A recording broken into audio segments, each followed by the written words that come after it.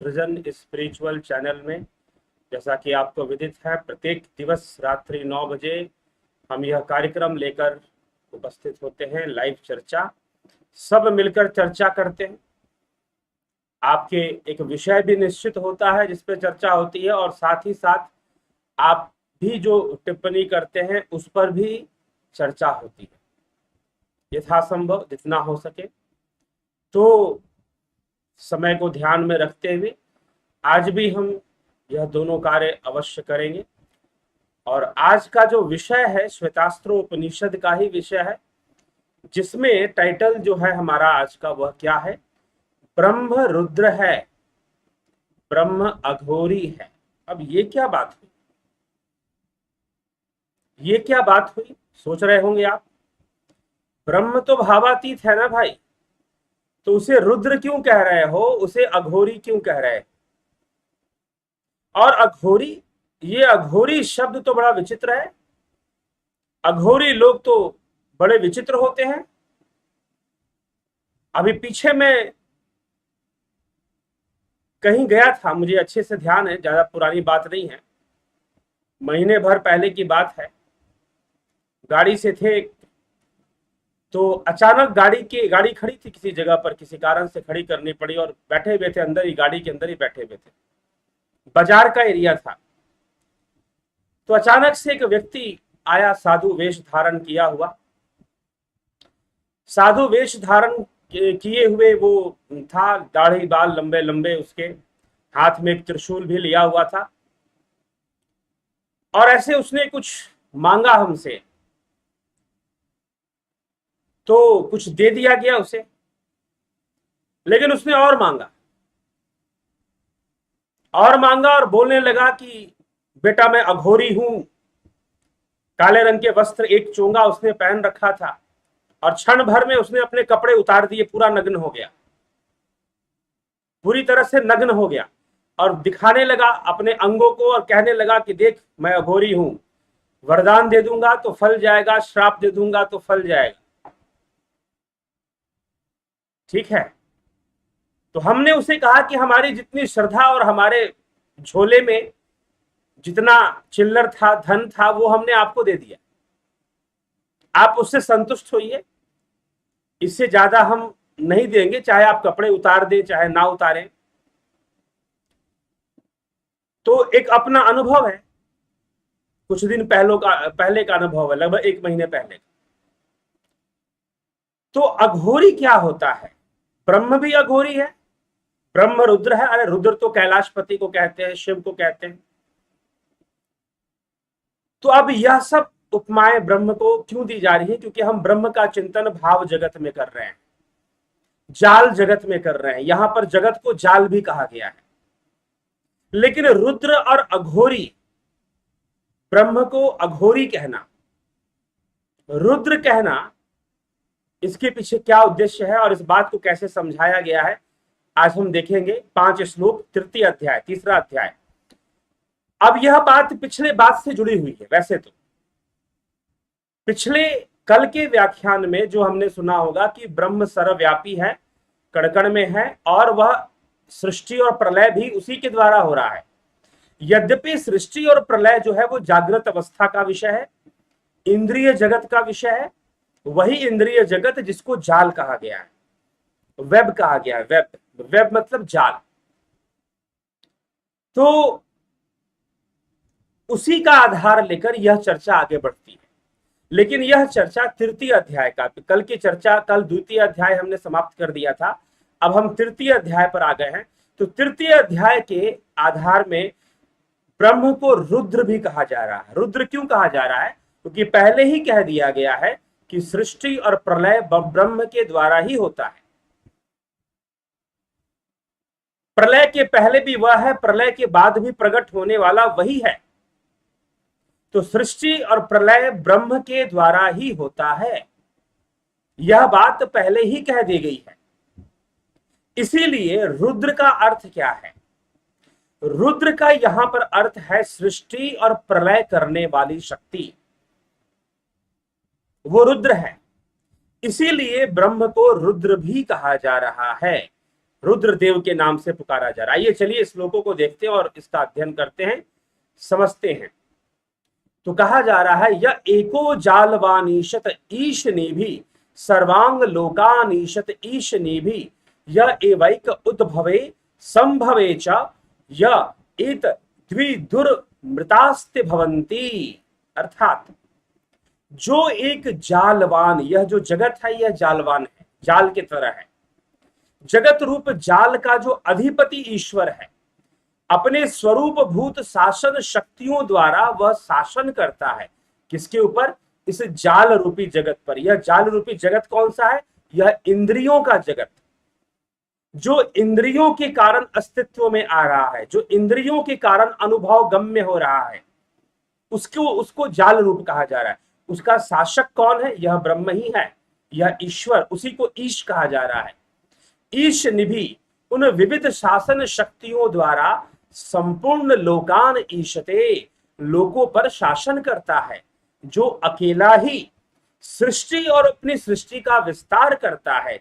संभवे च उद्भवे, संभवे च उद्भवे, जो सृष्टि कर उस सृष्टि का विस्तार करता है।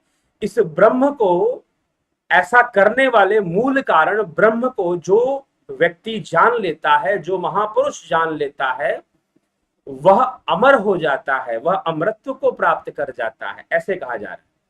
फिर कहा जा रहा है, एको ही रुद्रो न द्वितीयाय तस्थु, एक ही रुद्र है। अब उस ब्रह्म को यहां पर रुद्र कहा जा रहा है। अब उस ब्रह्म को यहां पर रुद्र शब्द से संबोधित किया जा रहा है और कहा जा रहा है, एक ही रुद्र है, एक ही रुद्रो, एक ही रुद्रो न द्वितीयाय तस्थुर यह इम्मान लोकानिशत ईश ने भी प्रत्यंगं जनास्तिष्ठति संचु कोचांत काले संसृज्य विश्वा भुवनानि गोपा, जो अपनी स्वरूप भूत विविध शासन शक्तियों द्वारा इन सब लोकों पर शासन करता है, वह एक ही रुद्र है। वह रुद्र एक ही है, वो 10-20 नहीं है, वो एक ही है। यहां पर क्यों ऐसा कहा जा रहा है? क्योंकि एकादश रुद्रों की चर्चा आती है, लेकिन आप उसके साथ कंफ्यूज मत कीजिए। यहां पर जिसे रुद्र कहा जा रहा है उस ब्रह्म को रुद्र कहा जा रहा है।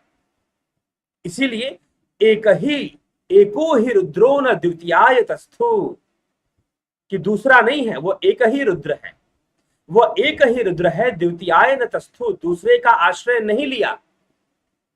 वह रुद्र समस्त जीवों के भीतर स्थित है, संपूर्ण लोकों की रचना कर उनकी रक्षा करने वाला है, और फिर अंत काले संचकोच, प्रलय काल में इन सबको समेट लेने वाला है। तो रुद्र शब्द का प्रयोग क्यों किया गया? क्यों उसे रुद्र कहा गया कि वह एक ही रुद्र है? वह एक ही रुद्र है, वह इसलिए कहा जा रहा है क्योंकि वह एक ही है। रुद्र का कार्य क्या है? सृष्टि और प्रलय का कार्य करना। रुद्र के द्वारा प्रलय होता है। सृष्टि तो हो चुकी है, लेकिन प्रलय भी होता है। तो यह जो प्रलय होता है रुद्र के द्वारा, सृष्टि और प्रलय, यह रुद्र के द्वारा होता है। तो रुद्र के द्वारा प्रलय होता है, सृष्टि और प्रलय। तो इसीलिए उसे रुद्र शब्द से इंगित किया जा रहा है कि वह रुद्र है। तो उसी का शासन है, वही सृष्टि करता है, वही प्रलय कर देता है और फिर से सृष्टि करता रहता है। प्रति क्षण वो सृष्टि भी करता रहता है, प्रति क्षण वो प्रलय भी करता रहता है। विश्वतश्चक्षुरुत विश्वतो मुखो, विश्वतश्चक्षुरुत विश्वतो मुखो विश्वतो बाहुरुत विश्वत स्पात संबाहुभ्याम धमति संपत्त्रय धावा भूमि जनयन देव एकः, सब जगह आंख वाला, मतलब चारों तरफ उसकी दृष्टि है, तथा सब जगह मुख वाला, सब जगह हाथ वाला, सब जगह पैर वाला, आकाश और पृथ्वी के सृष्टि करने वाला एकमात्र देव मनुष्य आदि जीवों को 2-2 हाथों से युक्त करता है और पक्षियों को पंखों से युक्त करता है, वह ब्रह्म ही है, वह ब्रह्म ही है, वह रुद्र ही है। इस प्रकार से फिर कहा गया यो देवानां प्रभो चोद्भवश्च विश्वाधिपो रुद्रो महर्षि हिरण्यगर्भ जनयामास पूर्व सनो बुद्धया शुभया संयुनक्तौ यो देवानां प्रभवश्चोद्भवश्च विश्वाधिपो रुद्रो महर्षि। जो रुद्र इंद्र आदि देवताओं की उत्पत्ति का कारण है और वृद्धि का कारण है, सबका अधिपति है, वही महर्षि महाज्ञानी है। पहले हिरण्यगर्भ को उसी रुद्र ने उत्पन्न किया। उस रुद्र ने पहले हिरण्यगर्भ को उत्पन्न किया। वह परम देव परमेश्वर रुद्र हम लोगों को बुद्धि से संयुक्त करे, हमें बुद्धि प्रदान करे, हमें कुशाग्र बुद्धि प्रदान करे। उस रुद्र से प्रार्थना की जा रही है और उस रुद्र ने ही हिरण्यगर्भ सृष्टि की है। हिरण्यगर्भ की जो अव्यक्त सृष्टि है, जो सूक्ष्म सृष्टि है, जीवों की सृष्टि है, देवों की सृष्टि है, उसे रुद्र ने ही की है। रुद्र ही उसका रचयिता है। तो यहां पर रुद्र के लिए इस प्रकार से उस ब्रह्म को ही रुद्र कहकर पुकारा जा रहा है। फिर आगे उसे अघोरी भी कहा जाएगा। अब क्या कहा जा रहा है? याते रुद्र शिवा तनुर्घोर पापकाशिनी तया नस्तनुवा शंतमया गिरिशंताभिचाकशीहि। हे रुद्रदेव, तेरी जो अघोर शक्ति है, अघोर मतलब अघोर क्या चीज है? अघोर का अर्थ क्या है? तो यहां पर साफ साफ अघोर का लिखा जा रहा है कि हे रुद्रदेव, तेरी जो अघोरा पुण्य से प्रकाशित होने वाली कल्याणमयी मूर्ति है, तेरी मूर्ति अघोर है। अघोरी, अघोर क्यों कहा गया है यहां पर? अघोर का यहां अर्थ है जो भयानकता से शून्य है, जिसके अंदर तनिक भी अति नहीं है, घोरपना नहीं है, जो घोर नहीं है। घोर का अर्थ होता है भयानक, घोर अंधकार। हाँ, घोर अंधकार। घोर का अर्थ होता है जो भयावह है, जो भयानक है, जो अत्यधिक है, जितनी आवश्यकता नहीं उससे भी अधिक है। जैसे कोई व्यक्ति बहुत पाखंडी है तो हम कहेंगे वो घोर पाखंडी है। क्यों कहेंगे हम वो घोर पाखंडी है? क्योंकि उसके अंदर वैसी ही प्रवृत्ति है। तो घोर का मतलब जो अनुचित है, घोर का मतलब जो अत्यधिक है। अति सर्वत्र वर्जते। अति मतलब अति नहीं होनी चाहिए किसी भी चीज की, किसी भी विषय की, किसी भी तत्व की अति होने से वह विष का काम करेगी फिर। तो घोर मतलब जो भयावह है, जो भयानक है, और घोर का विलोम हो जाएगा अघोर। अघोर मतलब जो सौम्य है, जो सुंदर है, जो शांत है, जो संतुलित है, जो स्थिर है, वह अघोर है। इसलिए अघोरी बनो, घोरी मत बनो। यह दुर्भाग्यपूर्ण है, उल्टा अर्थ निकालते हैं लोग आजकल। अघोरी मतलब जिसने भयानक रूप धारण कर लिया, बड़े बड़े बाल बढ़ा लिए, हाथ में त्रिशूल ले लिया, आंखें लाल कर ली, नंग धड़ंग कपड़े पहन लिए, गांजा फूकना शुरू कर दिया। अब हम क्या है? हम बोलेंगे कि अघोरी है। लेकिन अघोर कौन है? यहां पर तो कुछ और लिखा जा रहा है इस श्लोक के अंदर। यहां पर लिखा जा रहा है जो पाप से मुक्त, सर्वदा शांत, सर्वदा संतुलित, वह जो स्वरूप है, वो सौम्य स्वरूप, उसी को अघोर कहा जा रहा है।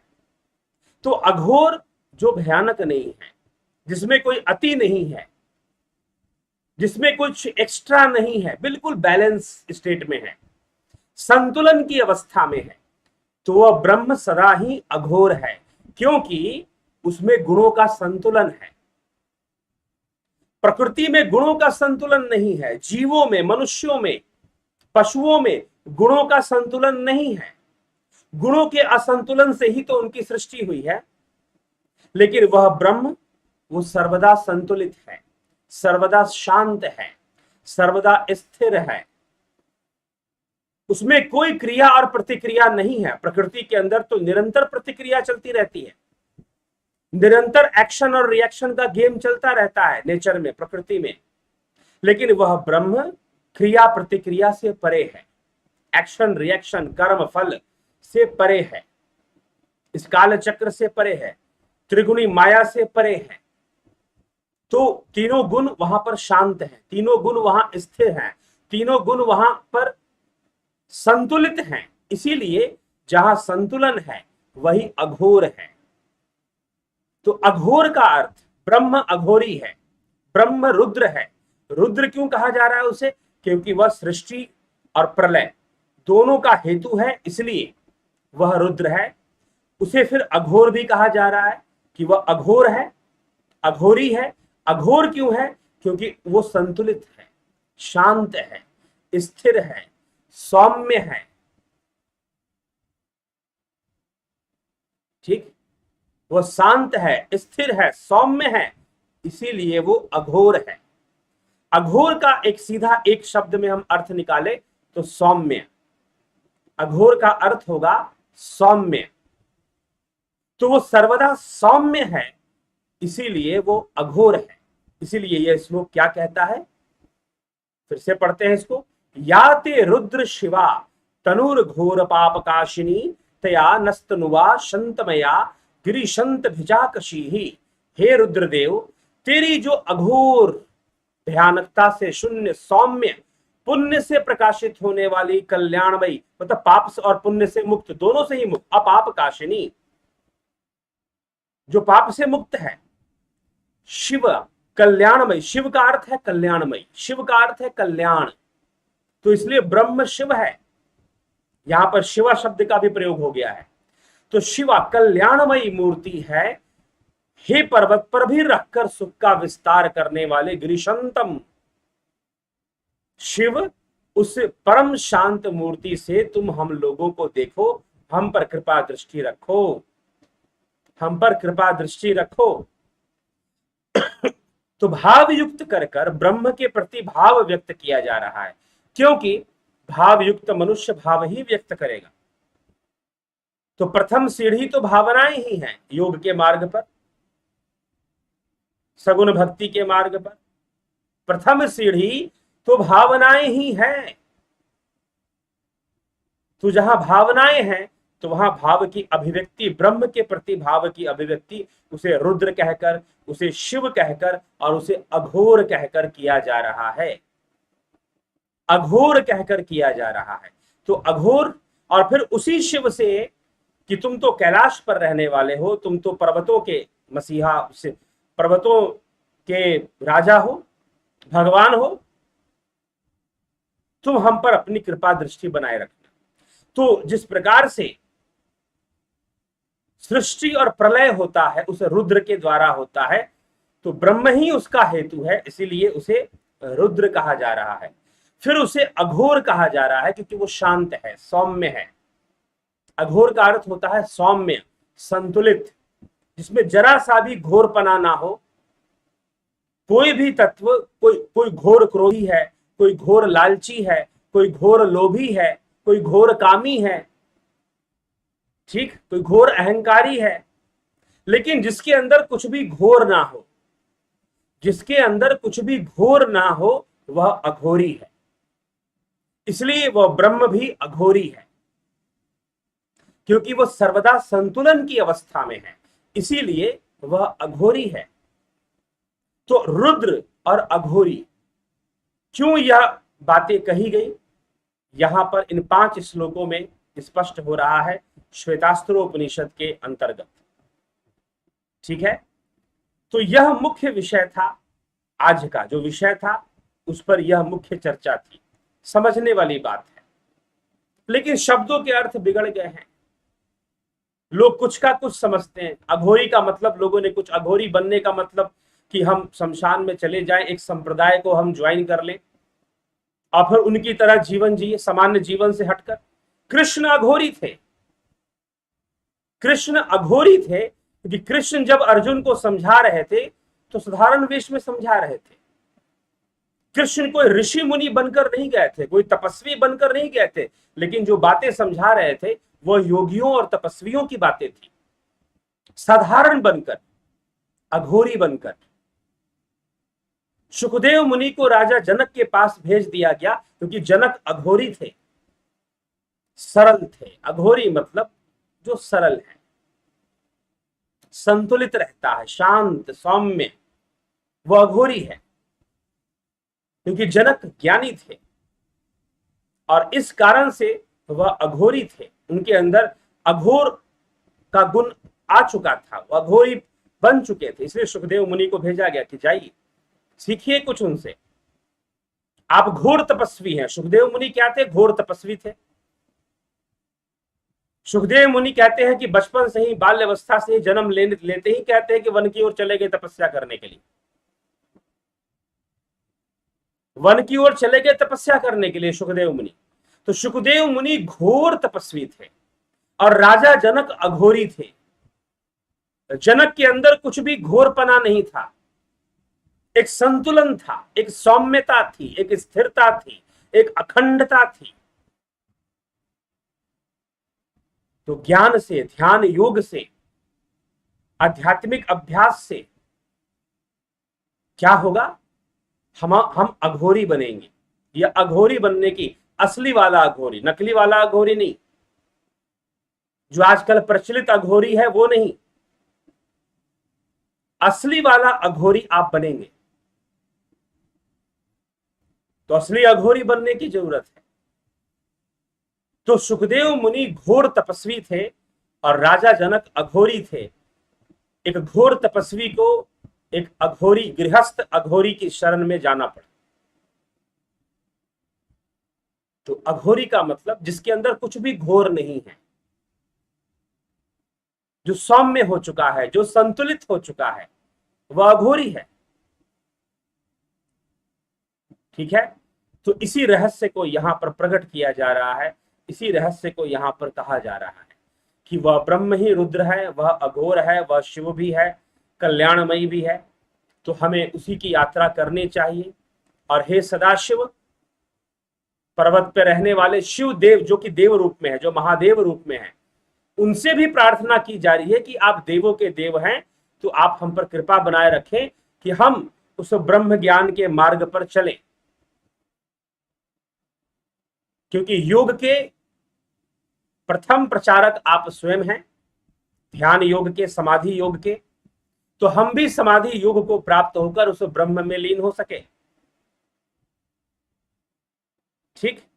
तो उस ब्रह्म को ही रुद्र और उस ब्रह्म को ही अघोर यहां पर कहकर संबोधित किया गया है, कुछ समझाने के लिए।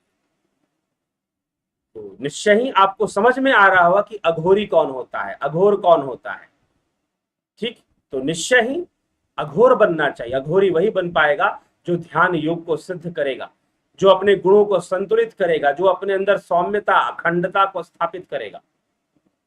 तो चलिए इसी के साथ देखते हैं अब आगे। इस विषय पर हमने चर्चा कर लिया, अब आपके कमेंट्स भी देख लें, आप क्या कहते हैं।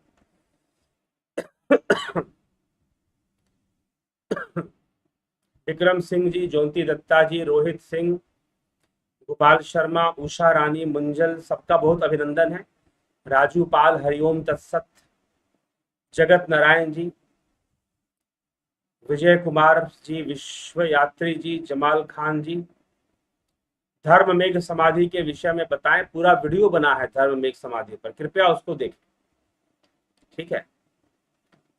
गोपाल शर्मा जी, हृदय में गहरे मौन का उद्घाटन होना किस बात का संकेत है? कृपया प्रकाश डालने की अनुकंपा करें। हृदय में गहरे मौन का उद्घाटन होना किस बात का संकेत है? इस बात का संकेत है कि आप सही दिशा में चल रहे हैं, आप अघोरी बनने की प्रक्रिया में जुड़े हुए हैं। ठीक है, यही है, अच्छा संकेत है ऐसी शांति का अनुभव करना। ओम प्रकाश माली जी, कुलदीप सिंह जी, राम निवास मीना जी, शर्मानंद पंडित जी, रचना जी, सबका बहुत बहुत अभिनंदन है। भूप सिंह खीचर जी, अनिल कुमार जी, पिंटू वासवा जी, चित्रंजन बरुआ जी, गोपाल शर्मा जी, जगत नारायण जी, परम भाग्यशाली है कि जिन्हें सतगुरु देव की प्रत्यक्ष दीक्षा रूपी प्रसाद मिला। हाँ, और भी कुछ लोग हैं इसमें जो आमने सामने बैठकर ही उन्होंने सीखा है, जाना है। गोपाल दास जी, भीम सिंह मीना जी, अजीत कौरव जी, गोपाल दास जी, संजय खम्बाड़ जी, रूपलाल विश्वकर्मा जी, तेजस पटेल जी, रजनीश बर्फानी जी, विश्वनाथ सिंह जी, जय श्री सदगुरु जी, नमन चरण पदम, विश्वनाथ सिंह जी, बहुत बहुत अभिनंदन है आपका। अंजू श्रीवास्तव जी, अर्जुन चौहान जी, उषा श्रीवास्तव जी, अभिनंदन है। सरोज कृष्णानी जी, बहुत अभिनंदन। मनीष जी, क्या भगवान सरकार है? क्या भगवान मूर्ति में है? सुनिए, पूरी बात बताई गई है, ठीक ना। मूर्ति में भावना है, भगवान की भावना है, और भगवान तो 6 भगों से संपन्न शक्ति ही भगवान है, ठीक। ज्योति दच्चा जी, ओम इति एकाक्षरम ब्रह्म सत्य शिवम सुंदरम जी। योगेंद्र पंडित जी, बलदाऊनाथ योगी जी, संजय कुमार जी, ललित गर्ग जी, अर्जुन पाटिल जी, कुसुम व्यास जी, इंद्रजीत जी, सुंदर विश्लेषण, वाह, अच्छी बात, आपको सुंदर लगा। ब्रह्म ज्ञान जीवन में किस प्रकार उपयोगी है? ब्रह्म ज्ञान का मार्ग उपयोगी है, ठीक है। मार्ग पे चलना, ध्यान योग के मार्ग पर चलने से ही ब्रह्म ज्ञान तक पहुंचा जा सकता है। ओम तत्सत जी, इंद्रजीत जी। तो जिज्ञासुओं, सबका बहुत बहुत अभिनंदन, स्वागत है।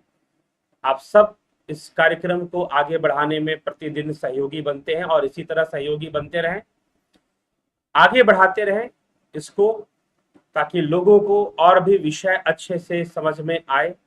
अगर आपको लगता है कि हाँ, इन विषयों को इस प्रकार से समझना चाहिए, तो निश्चय ही। तेजस पटेल जी पूछ रहे हैं, क्या भगवान शिव ब्रह्म है? शिव देवता है, महादेव है, ठीक है। क्योंकि जहां पर भी भाव आ जाएगा वहां देव का होना ही संभव है। इसीलिए यहां पर भी आप कल की चर्चा सुन लीजिए, कल और परसों की, उसमें साफ साफ कहा गया है कि यहां पर ब्रह्म को देव माना जा रहा है, और सारी चर्चा देव सारी चर्चा देव समझकर ही की जा रही है। क्यों? क्योंकि जैसे ही आप इसको एक्सप्लेन किया जा चुका है, श्वेतास्त्र उपनिषद में ही इस बात को बताया जा चुका है कि आप, इसीलिए आदि गुरु शंकराचार्य ने कहा था कि ब्रह्म क्या है यह नहीं बताया जा सकता, ब्रह्म क्या नहीं है यह बताया जा सकता। इसीलिए उन्होंने निर्वाण अष्टकम की रचना की।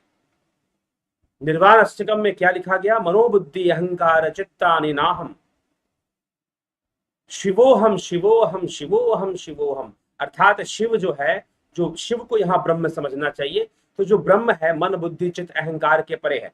तो वहां पर वो कैलाशपति शिव की बात नहीं कही जा रही। लेकिन जब हम भाव रूप में आ जाते हैं, क्योंकि हम इस संसार में भाव में रहते हैं, भाव जगत में रहते हैं, जगत के जाल में रहते हैं, हम जो भी अभिव्यक्ति करेंगे भावनात्मक करेंगे। आप यहां कमेंट कर रहे हैं भावनात्मक अभिव्यक्ति है, मैं यहां पर बोल रहा हूं यह भी भावनात्मक अभिव्यक्ति है। भावातीत को छूना है तो ध्यान योग करना पड़ेगा। भावातीत की ओर अगर जाना है, भावातीत के लक्ष्य को स्पर्श करना है, तो ध्यान योग की ओर जाना पड़ेगा फिर, ठीक है। तो ध्यान योग की ओर हम करेंगे, जब हम ध्यान योग करेंगे तब जाकर भावातीत को स्पर्श कर पाएंगे। नहीं तो जितनी भी अभिव्यक्तियां हैं वह सब के सब भावनाओं में है। तो यहां पर ब्रह्म को देव मानकर पहले से ही चला गया है। वो 2 व्याख्यान पहले ही मैंने इस बात को स्पष्ट कर दिया कि देव मानकर चला गया। इसीलिए, क्योंकि देव क्यों? परम देव माना गया है। परम देव क्यों? क्योंकि भाव युक्त है, यहां पर भावनाओं की अभिव्यक्ति की जा रही है ब्रह्म को समझाने के लिए, विचार युक्त उसे किया जा रहा है। तो उसका मूल स्वरूप तो रहेगा नहीं, वो देव रूप में रहेगा। तो देव रूप में आने के कारण इसीलिए उसको रुद्र कहा जा रहा है। तो ये कहना कि जो आप बात कह रहे हैं कि क्या भगवान शिव ब्रह्म है, जी नहीं। भाव रूप में कुछ भी ब्रह्म नहीं होता, ब्रह्म होता है समाधि के बाद, ठीक है। जब भावातीत अवस्था को हम स्पर्श करते हैं तो भाव रूप में सब देव ही हैं। तो शिव भी देव हैं, और भावातीत रूप में सब ब्रह्म है, सब ब्रह्म है, आप ही ब्रह्म हो भाई, तभी तो अहम ब्रह्मास्मि का, क्यों अहम ब्रह्मास्मि का उद्घोष हुआ? बृहद आरण्यक उपनिषद से अहम ब्रह्मास्मि वेदांत महावाक्य लिया गया। क्यों क्यों अहम ब्रह्मास्मि का उद्घोष किया गया? भावातीत अवस्था में आप स्वयं ही ब्रह्म हैं, भावातीत अवस्था में आप स्वयं ही ब्रह्म हैं, इसीलिए अहम ब्रह्मास्मि कहा गया। मात्र शिव नहीं, हाँ देवता भी ब्रह्म है उस अवस्था में, लेकिन वो फिर भाव रूप में अलग अलग प्रतिबिंबित नहीं होंगे, मात्र ब्रह्म ही रहेगा, ब्रह्म के अलावा कुछ नहीं रहेगा। ठीक है, तो इसीलिए यहां पर ब्रह्म को समझाने के लिए शिव की उपमा ली गई है, रुद्र की उपमा ली गई है कि सृष्टि प्रलय करने वाली जो शक्ति है, जो देव है, वो रुद्र है, वो शिव है।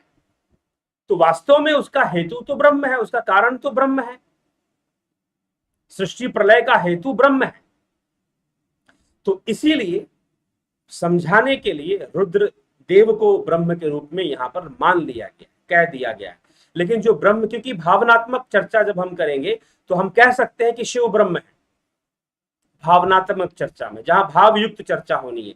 लेकिन भावनात्मक चर्चा कभी ब्रह्म हो नहीं सकती, क्योंकि ब्रह्म तो भावातीत है, भावनाओं से परे है, त्रिगुणातीत है, 3 गुणों से परे है। ठीक है, तो इसीलिए यहां पर शिव कह दिया गया है। परंतु ऐसा अगर आप समझ लेते हो कि शिव ही ब्रह्म है तो आप भ्रमित हो जाओगे, क्योंकि जब आप जैसे बहुत सारे लोग, गीता में भगवान कृष्ण ने कई जगह पर बोला है, मैं ब्रह्म हूं, मैं वृक्षों में पीपल, धनुधारियों में राम, सिद्धों में कपिल, बहुत सारी बातें, धन, और फिर कौरवों में अर्जुन, पांडवों में अर्जुन, योद्धाओं में अर्जुन, अर्जुन अपने आप को अर्जुन भी कह दिया है। तो क्या आप अर्जुन की पूजा करते हैं क्या? लेकिन कृष्ण तो कह रहे हैं कि मैं ही अर्जुन हूं, कृष्ण ने गीता में भी कह दिया। तो कृष्ण ने गीता, इसीलिए समझना पड़ेगा, आपने कृष्ण की मूर्ति को, कृष्ण के रूप को ब्रह्म कह दिया, यहां पर आप गलत हो गए, यहां पर आप गलत हो गए। ठीक है, तो श्री कृष्ण भगवान अर्जुन से कहते हैं, ना तो माम शक्यसे द्रष्टु मननेव स्वचक्षुषा, कि तू मुझे इन नेत्रों से नहीं देख सकता, क्योंकि जो इन नेत्रों से देख रहा है वो माया ही है, वो ब्रह्म नहीं है। अपने इन चरम चक्षुओं से तू मुझे नहीं देख सकता। लेकिन आप भगवान कृष्ण की मूर्ति देखकर या उनका स्वरूप देखकर बोलोगे कि यह ब्रह्म है, तो आप गलत हो जाओगे, फिर गीता के विरुद्ध आपकी मान्यता हो जाएगी। वैसे ही शिव के विषय में है, शिव और सती का संग हुआ, विवाह हुआ, शिव और सती का संग हुआ। ध्यान से इस विषय को स्पष्ट कर लीजिए, इन्होंने प्रश्न कर दिया, तेजस पटेल ने अच्छा किया, स्पष्ट हो जाना चाहिए विषय। शिव और सती का विवाह हुआ, इस चैनल में उसकी उस घटना की कथा भी मैंने एक बार मिजाज बना कि कथा सुना देते हैं, तो मैंने रिकॉर्डिंग उसकी डाली हुई है कथा की। तो शिव और सती का विवाह हुआ। अब जब विवाह हो गया, सती ने शिव से मांगा, महल मांगा कि मुझे महल चाहिए, वैकुंठ से भी सुंदर स्थान चाहिए मुझे। ठीक है, अब सती मांग रही है, भगवान देते हैं, कहते हैं कि तब भी वो पुलस्त ऋषि का पौत्र कुबेर वगैरह आता, वो मांग कर ले जाता है। फिर सती का मन अशांत हो जाता है, मन अशांत हो जाता है तो भगवान शिव ले जाते हैं अगस्त मुनि के आश्रम में, कुंभज ऋषि के आश्रम में। वही अगस्त मुनि थे जिन्होंने तमिल भाषा में रामायण लिखी थी। तो वो वहां ले जाते हैं, और वहां ले जाते हैं राम कथा सुनाने के लिए, कि भाई सती जो है सत्संग सुनेगी, ऋषि मुनियों की वाणी सुनेगी, तो इसका मन शांत हो जाएगा और मोह माया से इसकी विरक्ति हो जाएगी।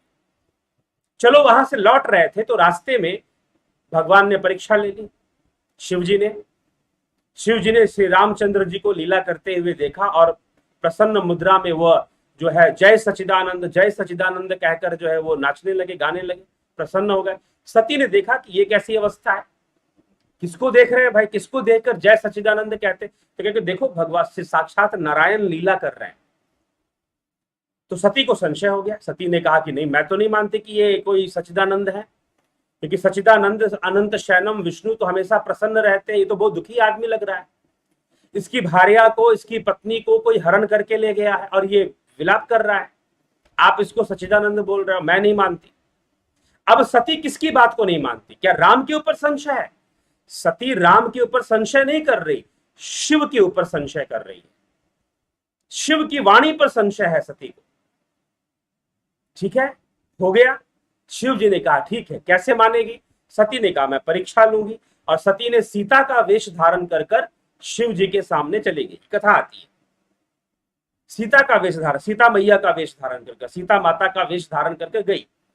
भगवान राम ने देखा कि भाई ये तो सीता का रूप धारण कर कर सती खड़ी है, ये तो ठीक बात नहीं है, ये क्या हो रहा है, ये शिव की कैसे लीला चल रही है। अपना रास्ता बदला, उस रास्ते पे जाकर फिर से खड़ी हो गई, फिर रास्ता बदला, तीसरे रास्ते पे भी जाकर खड़ी हो गई, पीछा नहीं छोड़ रही है। रामचंद्र जी ने मन ही मन शिव जी का ध्यान किया, और ध्यान कर कर सारे रहस्य को जान लिया, और जानकर गए और सती से कहा कि आप तो शिव की अर्धांगिनी यहां पर क्या कर रही हैं। अब सती को बड़ी लज्जा आई कि मेरा रहस्य प्रकट हो गया। सती गई भगवान शिव के पास, प्रणाम किया। शिव ने पूछा कि तुमने कैसे परीक्षा ली राम की, बताओ। नहीं बताई, अपने दिव्य दृष्टि से देख लिया। सती से कहा कि सती तू मुझे नहीं जानती, तू मुझे नहीं जानती, तू मेरी पत्नी है, मेरी अर्धांगिनी है, लेकिन मुझे नहीं जानती कि मैं कौन हूं। वही हालत अर्जुन की है, कृष्ण के साथ रहता है लेकिन कृष्ण को जानता नहीं कि कृष्ण कौन है। तो अगर आपने कृष्ण की मूर्ति को ब्रह्म मान लिया, यदि आपने शिव के उस सगुण रूप को ब्रह्म मान लिया, तो गड़बड़ कर दिया, फिर गड़बड़ कर दिया। क्योंकि ब्रह्म तो भावातीत है, ब्रह्म तो भावातीत है। ठीक है, वो कैसे प्राप्त होता है? ध्यान योग से प्राप्त होता है। श्वेतास्त्रोपनिषद का प्रारंभ ही इसी बात से होता है कि ऋषियों ने ध्यान योग से इस जगत के मूल कारण ब्रह्म को जाना। इसी बात से श्वेतास्त्रोपनिषद का प्रारंभ है। ठीक है, तो शिव ब्रह्म है। शिव क्या, तुम भी ब्रह्म हो भाई, तभी तो अहम ब्रह्मास्मि कहा जा रहा है। सब कुछ तो संसार में ब्रह्म ही ब्रह्म है, सारी सृष्टि उसी की है, सब उसी एक तत्व से सब कुछ बना हुआ है। ठीक, तो अगर आप शिव की मूर्ति को, शिव के रूप को, शिव के सगुण रूप को ही ब्रह्म मानकर बैठ गए हैं और दी एंड कर दिया, आप कुछ नहीं, तो फिर आप मिस्टेक कर रहे हैं। ठीक है, फिर वही गलती कर रहे हैं जो सती ने कर दिया था। अब फिर उसे दोबारा मृत्यु को प्राप्त होकर दोबारा हिमाचल राज के घर में पार्वती के रूप में जन्म लेना पड़ा था, फिर तपस्या करनी पड़ी थी, फिर शिव को पति के रूप में प्राप्त किया, फिर शिव को गुरु के रूप में प्राप्त किया। गुरु गीता शिव पार्वती संवाद है। ठीक है, फिर शिव को गुरु क्यों? गुरु इसलिए क्योंकि शिव ने तत्व ज्ञान दिया। माता पार्वती को जब भगवान शिव ने तत्व ज्ञान दिया, अपना मूल तत्व के बारे में समझाया, ब्रह्म तत्व के बारे में समझाया। ठीक है, तो शिव गुरु भी हुए, पति तो थे ही, तो इसीलिए पिछले जन्म में भी उसने पति के रूप में प्राप्त कर लिया था, लेकिन गुरु के रूप में, या फिर उसे ब्रह्म तत्व को वो नहीं जान पाई थी, शिव के वास्तविक रूप को। वही कृष्ण अर्जुन को समझाने में लगे हुए, अहम आत्मा गुडाकेश सर्वभूताश स्थिता, कि हे गुडाकेश, हे अर्जुन, मैं सबकी आत्मा हूं, मैं सबकी आत्मा हूं, मैं सभी भूतों में आत्मा रूप में विद्यमान हूं, मैं ही तो ब्रह्म हूं, वह आत्मा ही तो ब्रह्म है। ठीक है, ये चीज है, तो इस विषय को समझना होगा। नहीं तो मात्र अगर देव रूप में या मूर्ति रूप में उसको ब्रह्म मानेंगे तो वो ब्रह्म नहीं होगा, वो देवता ही होगा, ब्रह्म नहीं होगा। ठीक है, बस इतना समझ लें। उसके आगे क्या कहते हैं? श्री कृष्ण जी ऐसी बातें भावातीत अवस्था में ही पहुंचकर बोल रहे थे। जी नहीं, ये गलत बात हो जाएगी। भावातीत अवस्था से जुड़कर बोल रहे थे, ना कि पहुंचकर। ठीक है, क्योंकि वहां पहुंच जाने के बाद भावनाओं की अभिव्यक्ति संभव नहीं है। उससे जुड़कर, उससे लिंक होकर, सिंक्रोनाइज होकर, सिंक्रोनाइज समझते हैं, सिंक्रोनाइज होना, आप अपने फोन को ईमेल आईडी से सिंक्रोनाइज कर देते हैं, इंटरनेट से ईमेल आईडी से सिंक्रोनाइज हो जाता है। सिंक्रोनाइज होकर, इस सिंक्रोनाइजेशन को पतंजलि ऋषि ने योग सूत्र में बहुत अच्छे से समझाया है। ठीक, तो उससे जुड़कर सिंक्रोनाइज होकर वो बोल रहे थे, अर्जुन को समझा रहे थे। ये कहना ठीक होगा। भावातीत अवस्था में पहुंच जाना मतलब कि समाधि में चले जाना, ठीक है, निर्विकल्प अवस्था में चले जाना। लेकिन कृष्ण भावनाओं की अभिव्यक्ति कर रहे हैं तो उससे जुड़कर कर रहे हैं। अश्विनी जी, हरिओम आचार्य जी, किसी भी बुरी आदत को समूल नष्ट करने हेतु अपना सर्वश्रेष्ठ प्रयास करने के बाद भी सफलता प्राप्त ना होती तो असफलता के क्या कारण है, कृपया बताइए। जड़ता, उस आदत की जड़ता, उस आदत का जिद्दीपना, उस आदत की रिपीटिशन बहुत ज्यादा हो चुकी है, वो बहुत जड़ हो चुका है, वो बहुत जम चुका है, इसलिए वो नहीं बदल रहा है। लेकिन अगर फिर भी प्रयासरत रहेंगे तो एक दिन बदलेगा। तो इसका एक ही उपाय है कि प्रयासरत बने रहना पड़ेगा, उसको छोड़ने के लिए प्रयासरत बने रहना पड़ेगा, दूसरा कोई विकल्प नहीं है।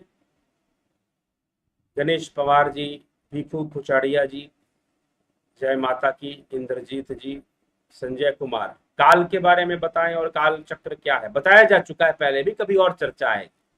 आज का विषय से अलग हो जाएगा और समय भी अब खत्म होने पर है। पीके सिंह, प्रभु जी आपको सादर प्रणाम, मैं पेशकार सिंह, यह चर्चा बहुत अच्छा लगा। ठीक है, बहुत बहुत अभिनंदन आपका, स्वागत आपका। अगर आपको अच्छा लगा जरूर लोगों तक यह चर्चा पहुंचाएं। ठीक है, तो जिज्ञासुओं अब इसी के साथ इसको विराम देंगे। ठीक, इसको विराम देंगे हम और आप सबसे विदा लेंगे। आज कल फिर इस विश्राम के बाद श्वेतास्त्रोपनिषद के आगे बढ़ते हुए क्रम में, आगे बढ़ते हुए विषयों पर हम चर्चा करेंगे। तो कल फिर 9 बजे हम यहाँ मिलकर उपस्थित होकर फिर से इस लाइव चर्चा को आगे बढ़ाएंगे और ज्ञान की चर्चा, शास्त्रों की चर्चा को हम आगे बढ़ाएंगे। ठीक है, बहुत बहुत आभार आप सभी का जुड़ने के लिए, जुड़े रहने के लिए।